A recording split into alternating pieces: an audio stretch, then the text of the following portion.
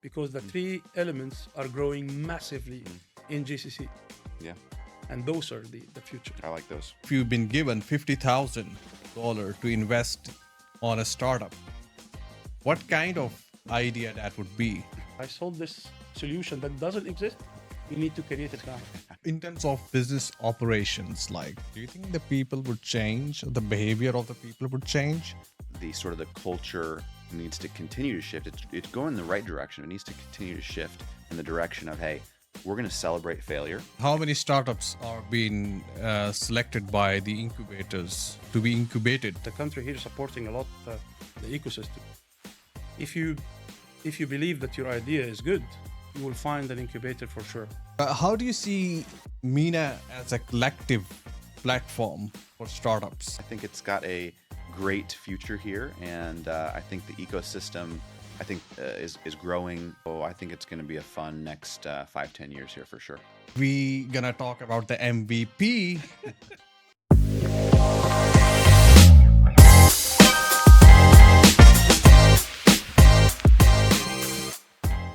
Hello guys, I'm the founder and CEO of Mossbridge Ventures. We are startup incubator in the MENA region. I welcome my guests, River and Osama. River is an angel investor. Osama is a brilliant startup in the MENA region. I will start with River. Yeah, well, thanks, Ayub. Good to see you as always. You guys have done some fantastic things in the region, and you guys were one of the first sort of groups that I met when I came here. Much less than a year. I came here in June of last year, so been just over 6 months or so now that I've been in Dubai, and it's been fun.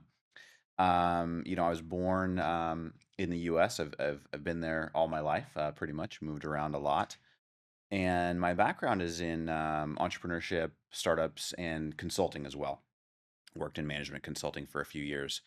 And so from that background, I started my first company out of university when I was about 21 or so years old. And that started a whole journey and an adventure for me. And that was in e-commerce. We eventually sold that company. I started an agency and then started working consulting, but I've worked with startups for the better part of a decade, maybe almost 15 years or so now. And when I was working most recently in consulting, I was working for an amazing firm. We were doing boutique consulting, specializing in turnarounds for SMEs and businesses with under 500 employees in all different industries. But I was getting a little burned out. As a lot of consultants do. I was traveling every single week, and I racked up about 250,000 air miles in 1 year. I saw your bio. Probably you travel almost all 50 states of US. But Is yeah, that correct? I think the only state I have not been to now is New Hampshire, which is I Oh. should just go there just to say that I did it. But yeah, I got a little burned out from that. And I wanted to try something new, and I said, look, I have the opportunity to do sort of whatever I want, and what would I do? And I would go travel the world. And so that's what I did starting last year. I left the U.S., packed my bags, put my home for rent, and said goodbye to my friends, and went on a trip and explored about 25 countries last year, and went to many cities. And one of the cities I went to was here in Dubai. And I decided, wow, there's a lot of things going on here. There's a lot of construction and growth and a lot of energy here. There's a good vibe here, a lot of cool things going on that I hadn't seen in many other cities, if any other city. And so that's why I decided to stay for a while. So Yeah, here I am. and one question: when you landed in Dubai for the first time, what was your impression about Dubai? I have never seen the amount of crane construction towers in one city at Agree. once. I mean, it's just look, it is. I was absolutely blown away. Everywhere I look, there's a building under construction, Yeah. a crane tower. We've had booms in cities like Seattle, Miami, different places where, yeah, there's maybe, 20, 30 cranes or something at once. But here, what is it? It's crazy. 500, Yeah. A day. Yeah, I mean, it Exactly. is, Yeah. it's unbelievable. Very interesting. And how about the culture part? Like culturally, how do you see yourself fitting in within the Well, we UAE? don't see too many Americans out here, so I haven't met too many. You have to go to Abu Dhabi. Yeah, much more in Abu Dhabi. Yeah, yeah. That's right. That's true. But culturally, I don't mind that. But you're enjoying it, Yeah, yeah? absolutely. One thing though, in America we call ourselves the melting pot and all the cultures we have, which is very true. It's very diverse and it's amazing. But you come to Dubai and the amount of uh, nationalities, cultures, ethnicities here is just crazy. I mean, Yeah. everybody is from somewhere around the world and they've come here to do something, to better themselves, to start something. And I think that's pretty wonderful. I had Amazing. one Very, company very that I worked impressive. for. I had 181 nationalities. Do That's it's a kind of Crazy crazy, number. yeah. But it's I think, amazing Yeah. diversity. Yeah. It is, yeah. Absolutely. Absolutely. Yeah. I agree. So coming towards you, Usama, you have incredible journey. You born in Egypt, and then you Correct. travel to UAE, and you spend your time all across different sectors. And so, tell us about you a bit. Like, Thank you very much first for having me. It's a pleasure always to be with you, Ayub, and with you, River, for sure. It's quite a long journey. Where to start? So I was raised in Egypt, born for an Egyptian family. My father was a sub-minister of transportation in Egypt. And the first aim was for me is to travel out of the country, not to be under the power of my father, and to start finding my way, We have beat the freedom. men stuff, and find my place. So I came for a visit to my uncle here in the UAE, and I never left. And that was around 23 years ago. Yeah. So I started my career more than 2 here decades. Yeah. from the streets, from 900 dirhams a month, working in a Chili's, going to growing to work in a publishing, and I work in a publishing with a very good company, part of a UK Future UK. It was Pan Media specialized publishing, and I sold all the magazines. I oversold it that they couldn't even take more, so they had to open a new magazines for me. And then I knew, okay, so my place is sales. Let me now move forward and understand what's happening there. I moved to another company, which is outdoor advertisement. It was the name of the company was Dubai Outdoor Media, and I sold 360 locations for almost 7 years in advance. That they had to close the company, and the CEO to offer me to come with him to Canada, and start up another business with him because there is no meaning for keeping the business until the end of his contracts. He have everything already settled. So he kept the company here for signage, that is actually installing and deinstalling and making the graphics and so on. And he closed the company for the advertisement. In that time, I get headhunted by Do. Do is not yet created. I was from the founding team. I started 2006, end of 2006, and I stayed there for 9 years. 9 years in 9 different positions in 8 different departments, leading commercial, earning 49% of the market share from a company that used to dominate, which is Etisalat. And I don't know if I can say this in Yeah. public or not, but it's okay. And then I decided, okay, now I got the government and I got the small companies. Let me move to something bigger. Let me go to the multinational. So I put an aim for myself to go for Orange Business Service or British Telecom. And I got offer from both. And in that time, I had Maya, my daughter, and she pulled the paper of Orange. So I decided that's it. It's a destined to be Orange, and I joined Orange. I joined as the senior manager of the entire business in the Middle East and North Africa, 39 different countries. But I find my place in something that was really new, which we call it in that time smart city. I'm pretty sure it's now a very famous Yeah. term. In that time, there was no smart city existing, so we had to figure out how to build it from the beginning to the end. So I had to travel to different laboratories in middle of Orange application, Orange Business Services, Orange Teleco, to understand if you can do this with this, will it create that? And then, yes, it worked. Okay, good. I will go and sell it. And then I will come again and build another scenario until we had a project for Dubai Silicon Oasis, the first smart city in the Middle East. And I partner with my old company too. I sit with the CTOs, the CEOs of both companies. Osman Sultan, God bless him, one of my mentors. The ex CEO of Do, and Francois, the CEO of Orange Group.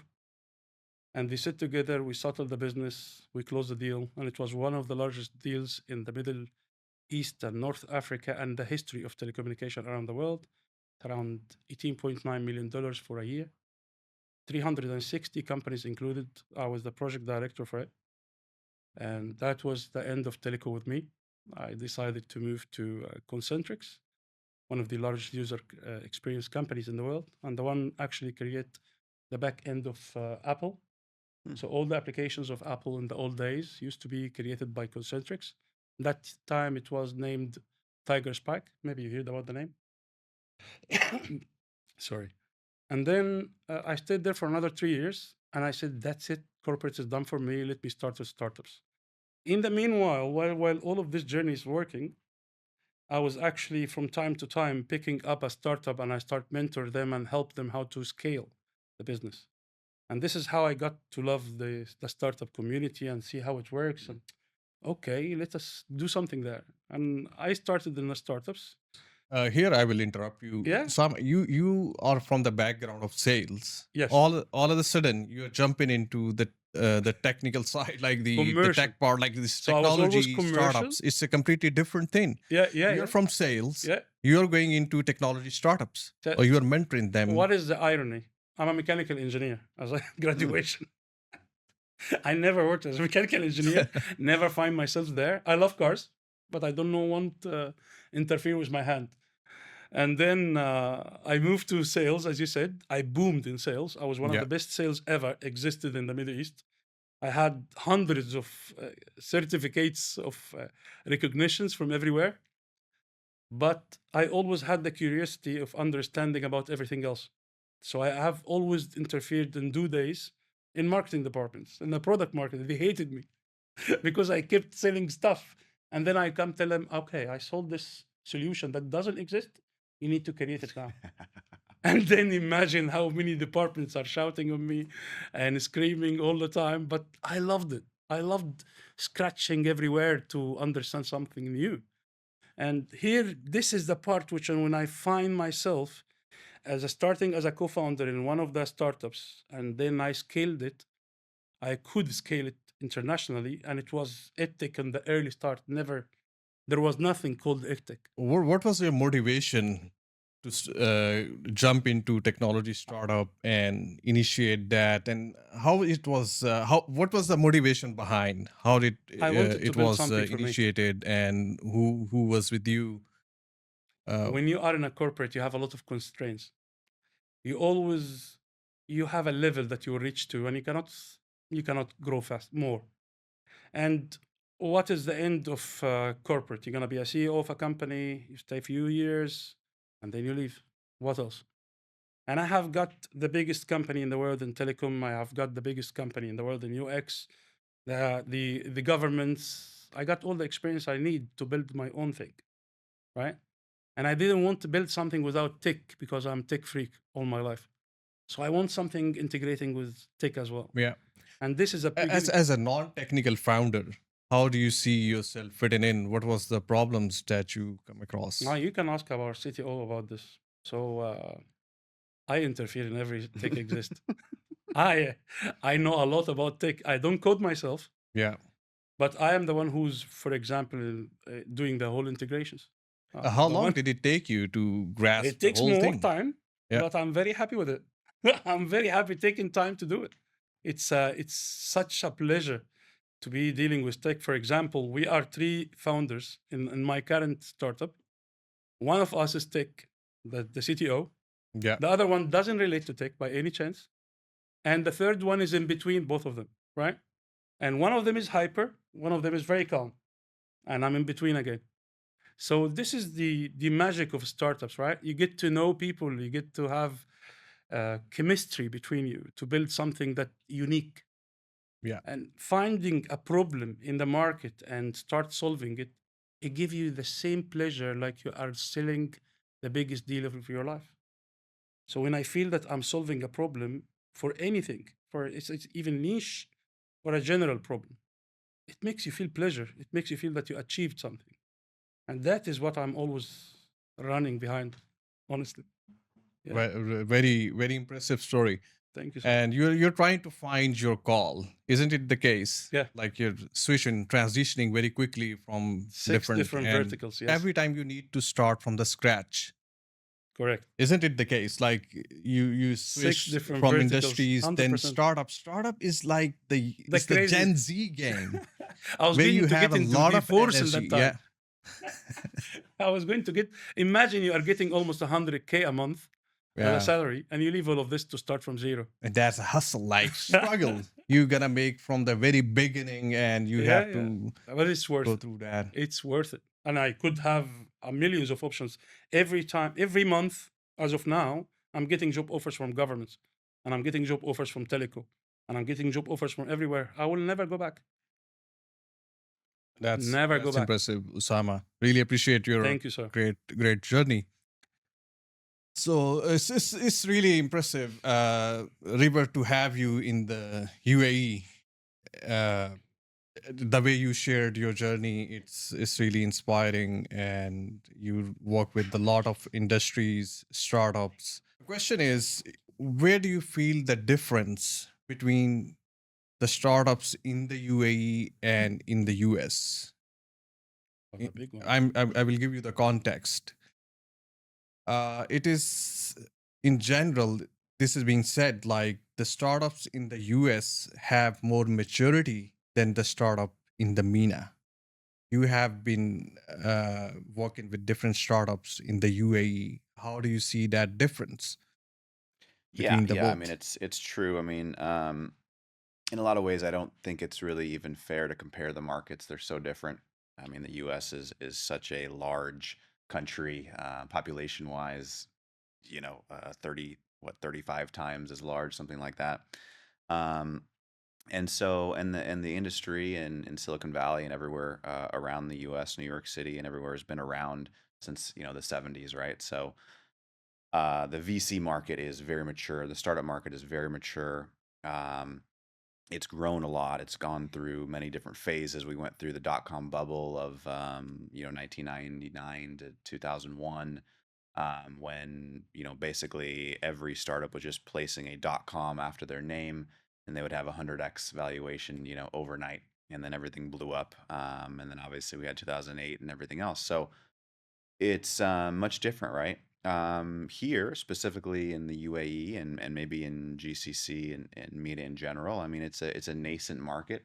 It's newer, it's younger, but with that comes some excitement, right? Because it's a little bit tougher.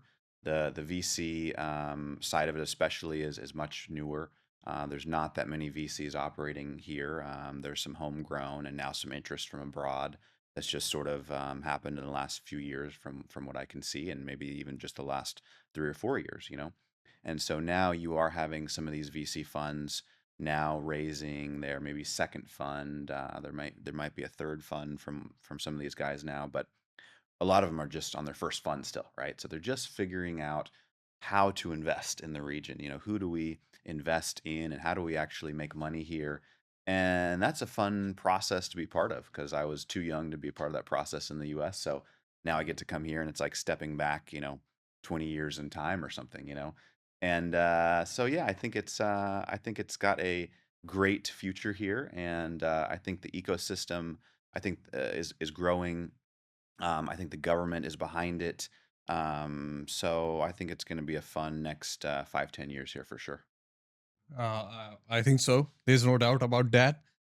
But how do you see MENA as a collective platform for startups, including Saudi, Bahrain, Qatar, and Oman, and UAE? How do you see that? Like, I think one thing that I've sort of noticed here is, the startup ecosystem is only as good as the investors that fund it, right?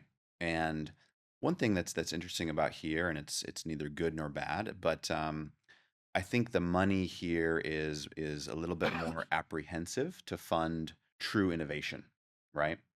In the U.S. And sort of in the West, they you know create a culture where failure is celebrated. I think here that hasn't quite caught on yet, although I think it's changing. Hmm. It's still early stage, and a lot of the money, whether it's VC, PE, family office money, sovereign money, whatever else, I mean, it goes to, stable assets. It goes to real estate. It goes to established companies. It goes to stuff that has returns that, that make sense, and that have made sense for the past 50 years in this region. So, in order for innovation to really take off here, I think uh, the sort of the culture needs to continue to shift. It's going in the right direction. It needs to continue to shift in the direction of, hey, we're going to celebrate failure, and if I invest my money in you and you fail, that's okay. I want Yeah. you to get back on your feet, and I'm going to put money in your second venture, right? And How that's can we make that happen, River? What do we that's a need? good question. Investors Good do, question. do investors have to change their mind? VCs have to change their mind. Startups have to change their mind. What is the recipe for Yeah, this? yeah. I think it's all the above, but I think it's mostly on the investors, right? Right. Because if the investors are not pushing innovation and saying, "Look, if I lose all my money, I don't care." I don't think the investors here are ready to say that yet. Maybe they are. Maybe some of them are. There's some innovative guys out here for sure. So let's give them credit. But I don't know if a lot of them are really willing to say that. But that's what it takes. I mean, that's what it took in the U.S. when they say, "Hey, look, going to put $10 million into you as a founder, and I'm gonna support you, and I'm gonna back you. I'm gonna give you as many resources as I can. And if this doesn't work out, we're in it together. It's okay. Clean slate. My money's gone, and you're gonna start something new, and I'm gonna back that, right? And I That's the think that mentality, once that mentality really, really shows up in an authentic way out here in this region, innovation will come because a lot of the investors here are investing in business models that have had success in the West, but haven't been brought to MENA yet, and they make sense, right? So you think of some of the big companies, you think of the Kareems, the Talabats, et cetera, et cetera. These are not innovative models. They were just proven in the West, and they were brought here, and they did really well. And all the investors in those companies did really well. So it's very hard to deviate from that if it's working right now. But eventually, I think this region is going to really need to be more innovative, and I think it will come. It's just a matter of time. I think so. I really appreciate your comment, like celebrating the failures. And talking about celebrating the failures, we gonna talk about the MVP. So many startups I work with, they have no traction, but they do have MVP, and so few investors, very few investors are interested to even look at the MVP without traction in the MENA. This is what my experience is. So I want to ask you, Sama, how long did it take you to build your MVP, and who funded you for your MVP, and what was the process for That's that? an interesting question, right? Yeah. But can I add a little bit from what Trevor have mentioned? So celebrating the failures, right? From the founder point of view, I failed 3 times and I exit 3 times. I created 6 startups. It's a fair chance to go here and here, but the reason of the failures was always something new, and you learn from it, and you keep carrying forward, and you get an exit, and you spend the whole exit on bootstrapping, and then you go again, and it's fun. It's a fun journey, right? It's really fun journey. Going back to the MVP part, uh, I never build an MVP. I build the product direct. Always, I do something completely different than the other founders. I build a business model without a lot of tech. I prove the business model. I get the product market fit, and then I spend on the tech. Most of the founders' failures, which I failed twice, because I build the tech very much before even recognizing if there is a product market fit or not. And surprise, people, they don't need you. And that's a big surprise, right? The surprise costed millions, and the surprise costed lots of people jobs. But the reality, you need to prove first if this actually needed in the market or not. I built a business model, very commercial based and very simple tech next to it to prove the concept. And then if it works, How long did it take you to that's a user verify? 2 years in one project, $2.6 million in revenues. We don't have tech. And then, okay, it works. Now let us create the tech. Another 9 months in stealth mode. And then, so it's around 3 years for me to create it, which is quite long. Yeah. But at least you build on foundations. What do you suggest to startups, early stage startups? Do they need to build MVP first and then they have to go into the fundraise, or they have to be incubated before building their MVP? That's What a do you very, suggest that? very good point. So there are three kinds of startups. Right. There are tech-heavy startups like deep tech, for example. Those guys, they cannot survive with revenues and stuff. They need to build a lot of times on pre-seed, and they need to create an MVP after years, and it requires hell of investment, right? That's one type. The second type, which is commercial-based companies, right? Like a company that taken something from the West and try to integrate it into the Middle Eastern and GCC, for example. And those guys, they need to first focus on the revenue before they focus even on raising, before they focus on anything related to tech. There is a third one who combine both, who have a bit of tech and has a bit of commercial approach. He's not going to be a revenue generating very fast.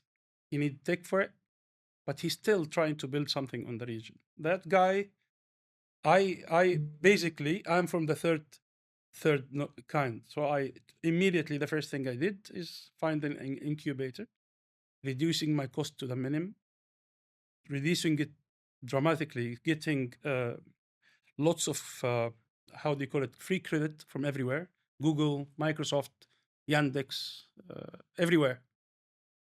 Actually building the whole company with credits, with the incubators, accelerator if possible, and then I start spending from my money, testing the market well, get the product market fit, then creating the tech.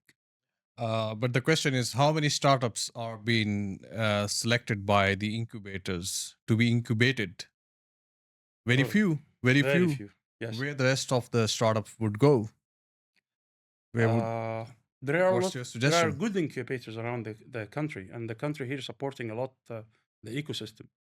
If you believe that your idea is good, you will find an incubator for sure. That's not a big deal. They will just need to see how justified is your presentation, your idea, and then you get in. For example, and I'm not saying this because you are here, but you did amazing help for us. You introduced me to different investors that I haven't seen in my list, and believe me, I have a big list. Thank I've you. raised 200 millions in my life, so I know lots of investors around the region. But as you said, the investors here is still also testing on us, and we are testing on them, and everybody's testing on everybody. But it's getting better. It's getting better. Now you can see it's more tough to raise fund. Yeah. Which means that the market is maturing, right? It's learning. It's adapting to the difference between the founders and the investors. Finding the right companies is just a simple interaction. If you find another founder, ask him how he did it, and he will help. Founders always help founders.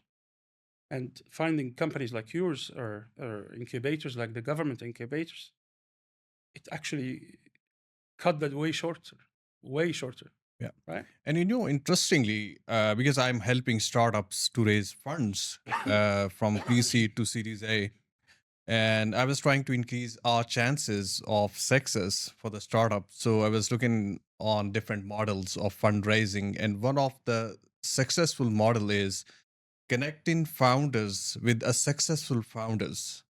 Because the Absolutely. founders, those who have already been invested in by the VCs, Absolutely. can connect to new founders. When I started working with the startups, I was surprised at first. Somebody told me the startups are not profitable and still they are being invested. I was like, what?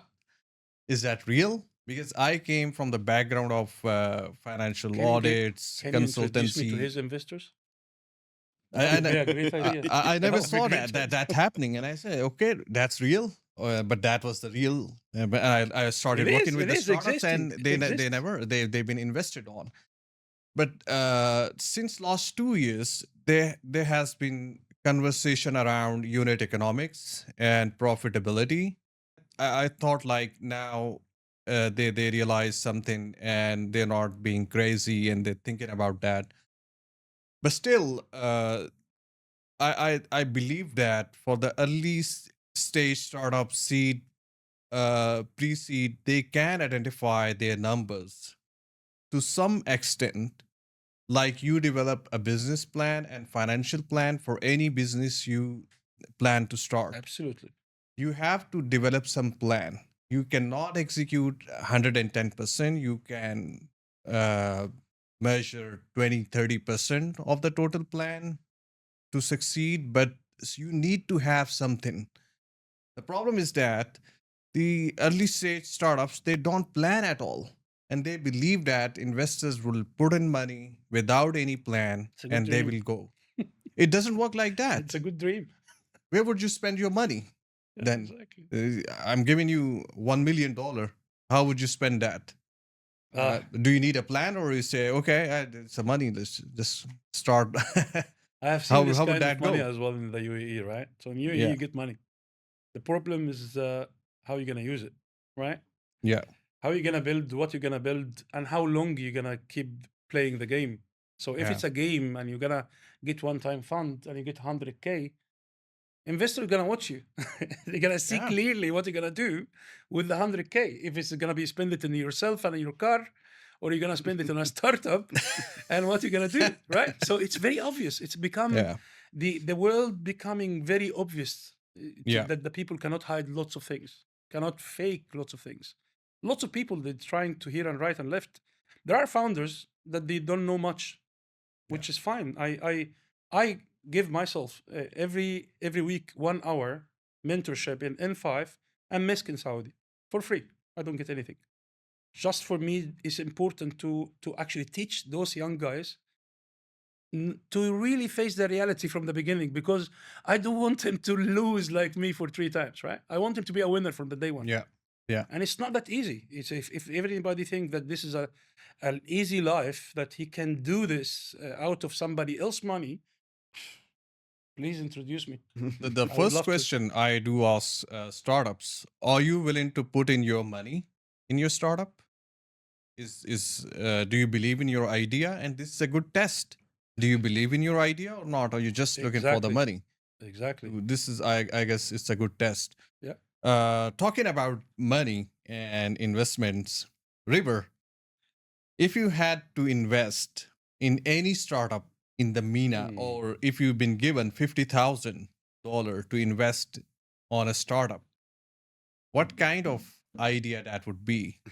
What would be your Now everybody will uh, attack him after the meeting. Oh well, man, where that's would you bet on for that?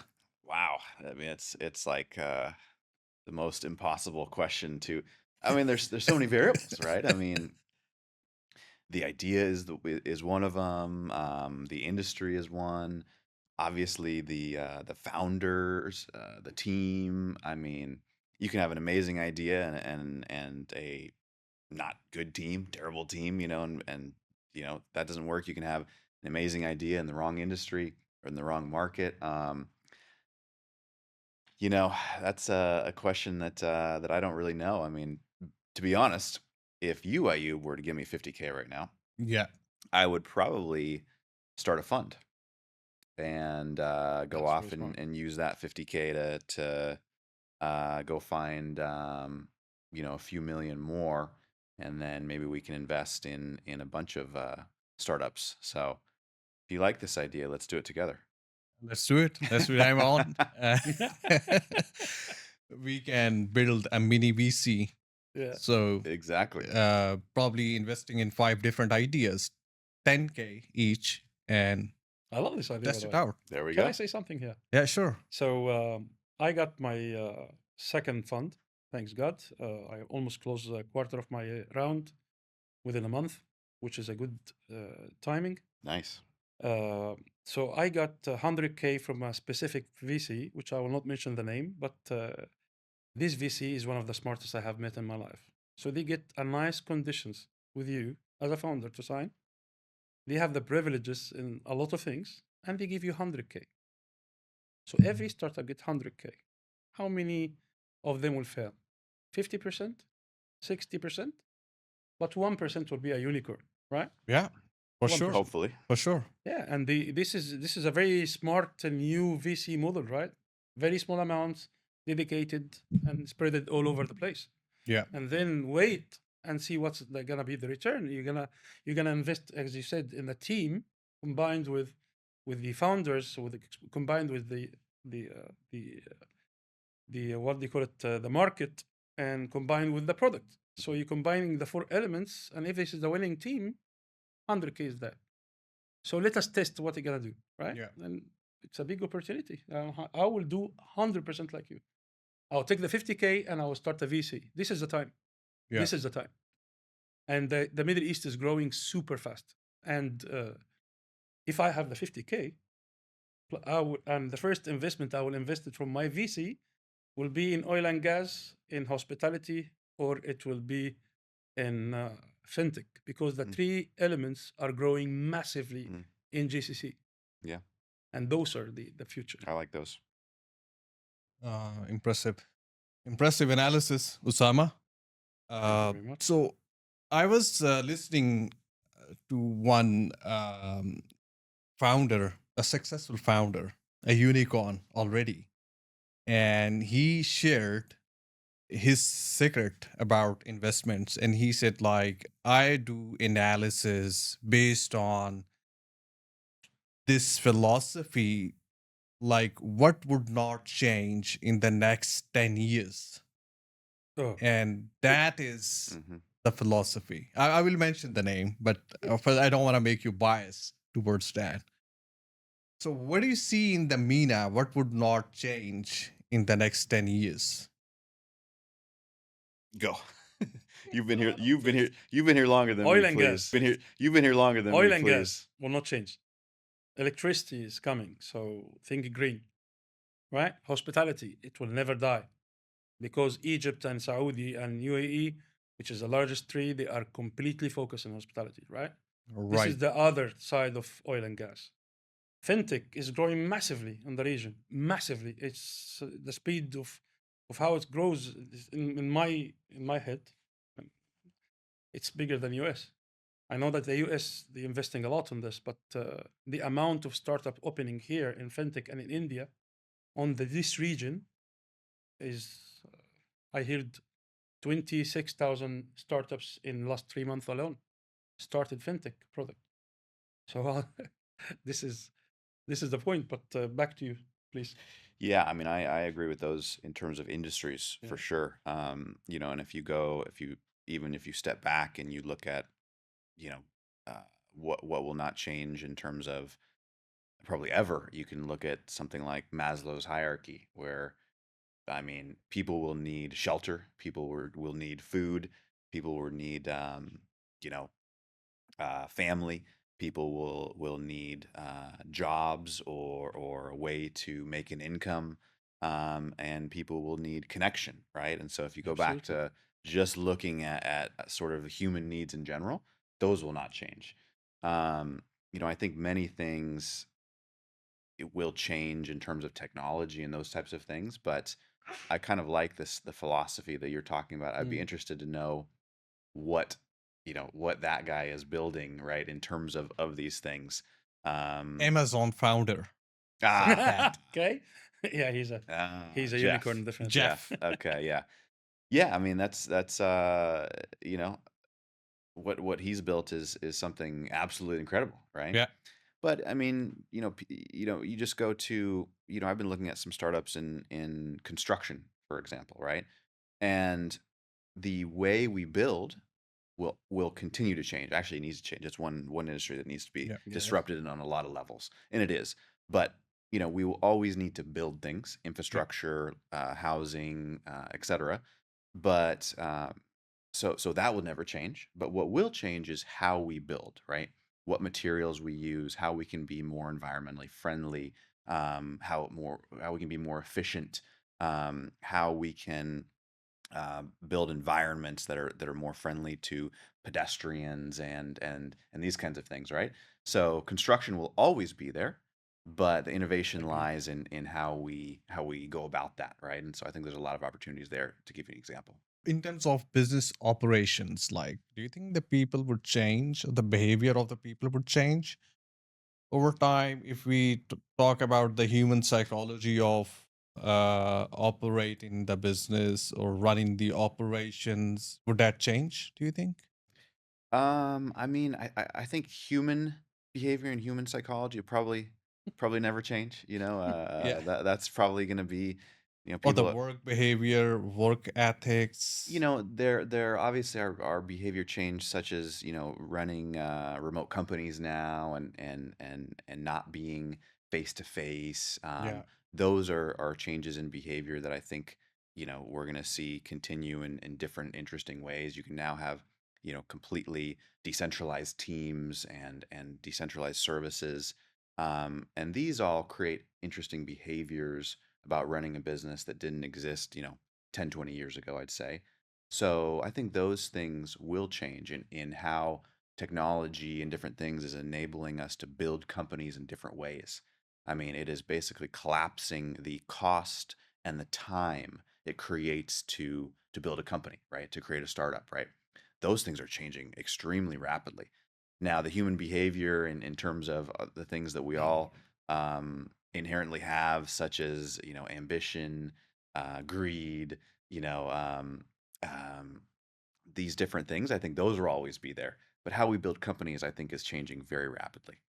During COVID, this happened, and a lot of people were crying, like, we wanted to be on the premises and we are not happy, and some of them were so happy, okay, we are at home and we got a time with the family and we can work. So it changed somehow, the Hmm. change in the behavior and change. This is what I'm trying to focus Hmm. on.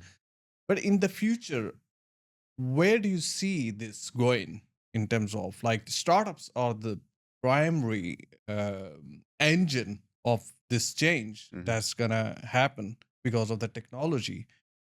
And how do you see that? This is a philosophical question, by the way, but I don't know you like philosophy or not, but Yeah, no, how do you see absolutely. that? Yeah, I mean, I'd be interested to get your opinion on this Yeah. as well. But I mean, I see basically the world is flat, Yeah. and basically founders now have access to you know anybody and any technology at any time, anywhere in the world, right? It's not as localized as it used to be, and so I think that with this also comes challenges because now everything is open to everyone, right? I can go on the internet and I can outsource any service, any contractor that I want, for relatively inexpensively anywhere in the world that I choose that makes sense for me. Boom, right now I can get that done. But so can you, and so can you, right? Agreed. So it comes down to the core of being smart and having a good idea that that again, I mean, that's always how it's been is having the idea, and then the execution is now changing, right? How you can execute on a good idea is changing, and I think that will continue to. And now, any young kid, in his room with a laptop has access to everything that you and I do, right?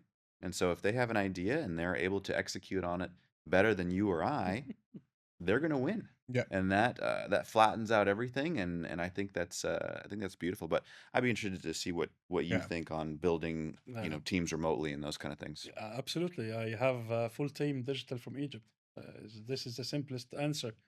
So instead of me spending here hilarious amount of money and suffering with visas and stuff until I'm ready to pay that much, in Egypt I got it in a very good amounts, and I get an incredible team that I'm so proud of. And they are promised from day one they will have equity in the company, they will grow up with us, and they will be our team forever. So I agree with you 100%. Remember, two expressions came to our life newly: digital native and digital nomad. Digital native is my son, Adam.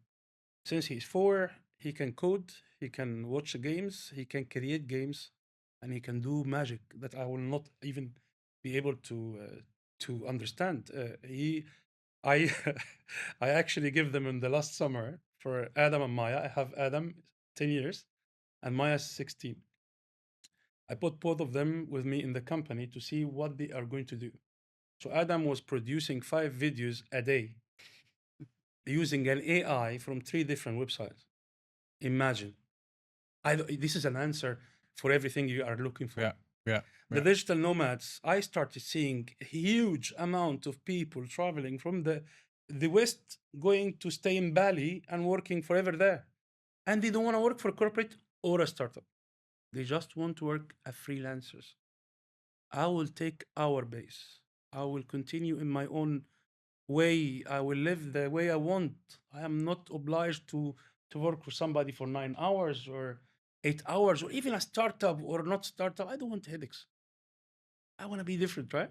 So this kind of life showing you that really the change is happening, right? My kids, they don't have any idea what this cassette means. When they saw a video VHS, they were like, "What is that?" They don't know. They don't know when we were ruling with our hand to make the cassette work, because imagine that, like Yeah. this stuff. It's the next such- level.